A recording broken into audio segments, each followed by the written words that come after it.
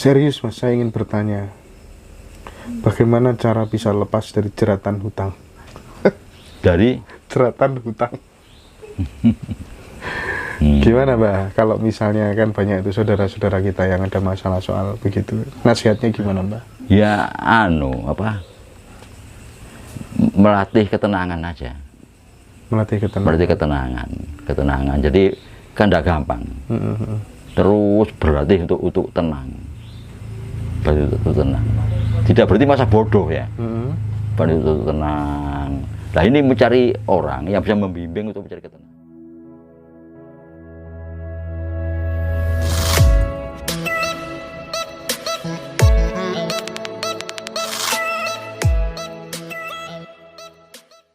Iya, kerukunan.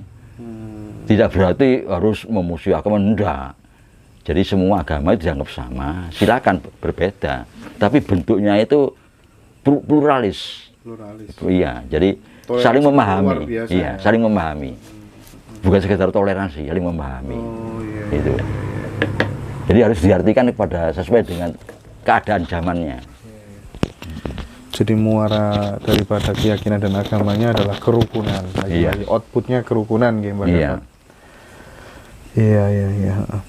Di Jawa kan ada reinkarnasi.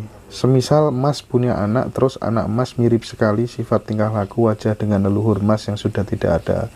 Bagaimana kita bisa kembali ke Tuhan dan tanpa reinkarnasi lagi, alias kembali ke dunia fana ini? Terima kasih. Ini Mbak. Memang rupanya kehidupan setelah mati itu menjadi dikejar terus oleh manusia ya. Padahal sebetulnya sudah digambarkan bahwa tidak akan bisa orang menebak setelah meninggal itu bagaimana. Tutup harapannya menungso. Iya, tapi manusia paling antusias itu. Ya. Dan itu justru yang memisahkan, mengkotak-kotak tadi perbedaan dari itu setelah meninggal itu harus bagaimana itu. Tapi kalau dari ajaran-ajaran itu kita baca, kita cermati, kita dengarkan, ya tetap ujungnya sama juga. Bapak rokok gak enak, surga enak, itu kan bisa saja. Itu. Geng. Ya, terus ini Mbah, barangkali Mbak Garot ada pengalaman karena sering berinteraksi dengan banyak orang. Serius Mas, saya ingin bertanya, bagaimana cara bisa lepas dari jeratan hutang? Dari jeratan hutang. Gimana Mbak, kalau misalnya kan banyak itu saudara-saudara kita yang ada masalah soal begitu, nasihatnya gimana Mbak? Ya melatih ketenangan aja. Melatih ketenangan. Jadi kan tidak gampang. Terus berlatih untuk tenang, berlatih untuk tenang.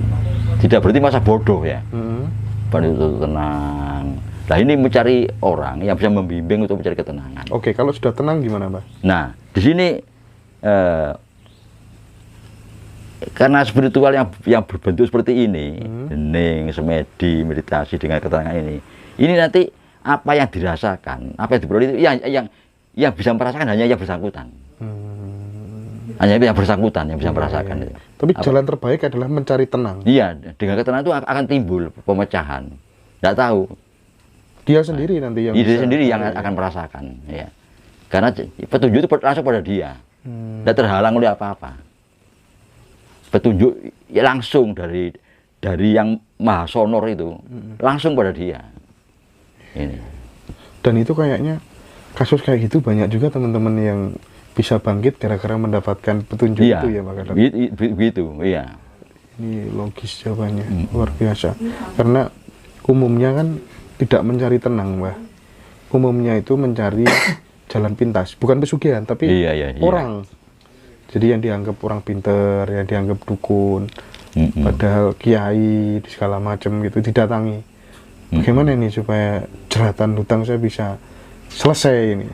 Nah di situ kan ada dua, satu berdukun, kedua berguru, kan gitu ya. Berguru itu artinya belajar untuk tenang tadi, bukan lain berdukun.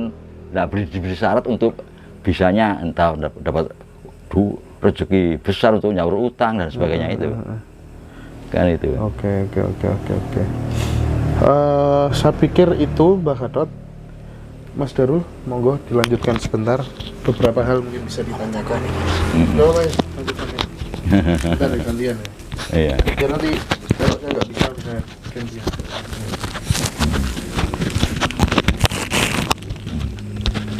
Matur suwun Mbak Gatot.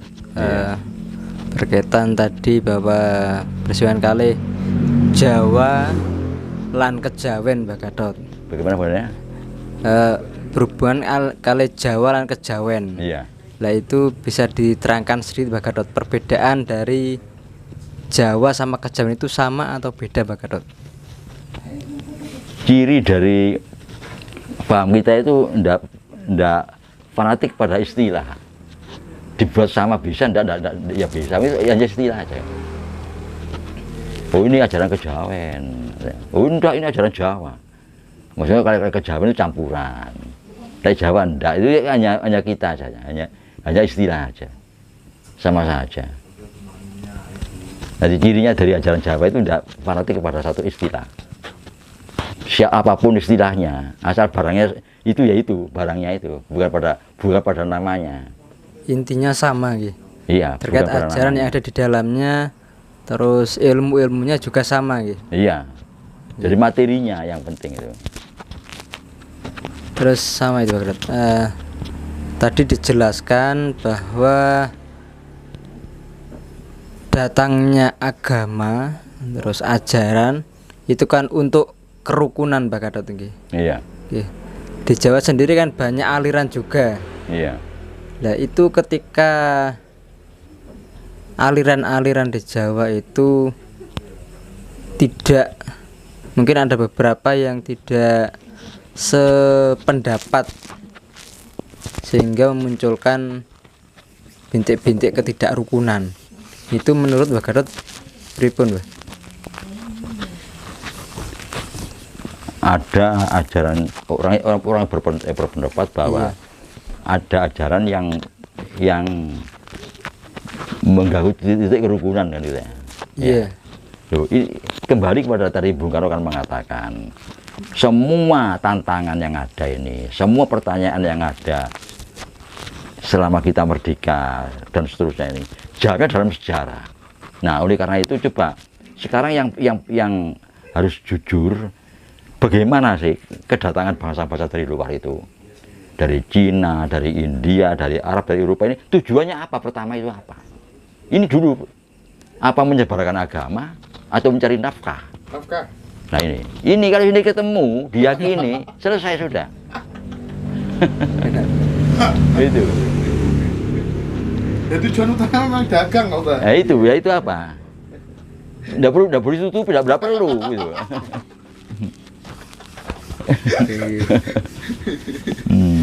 Iya, tujuan utamanya kan memang dagang mereka. Iya. Nah, terus setelah itu ketemu semua gini.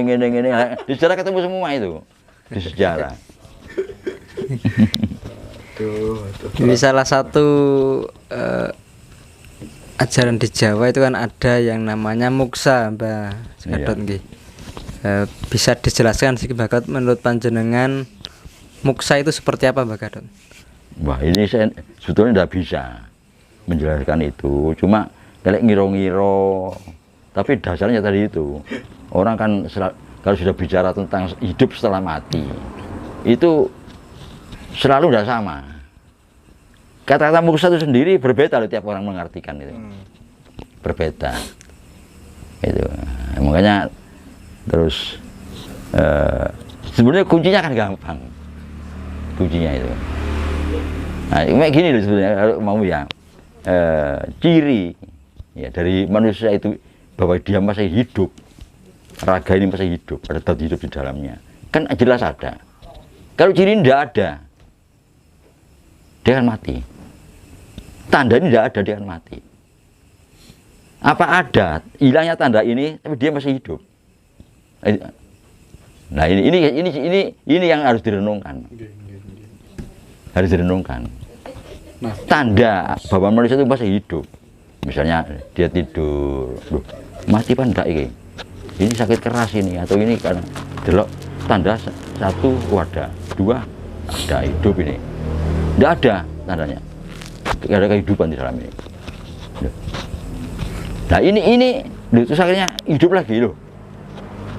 Nah ini kan sudah tidak bisa dipecahkan ini masalah ini. Tidak bisa dipecahkan masalah itu sudah. Gampang sebetulnya. Tanda dari kehidupan dari setiap manusia dideteksi. Nah, deteksi kan di dokter kan ada. Mama menunggu dokter dulu. Nah, dokter bawa alat, oh iya mati. Baru ada tanda tangan dari rumah sakit mati.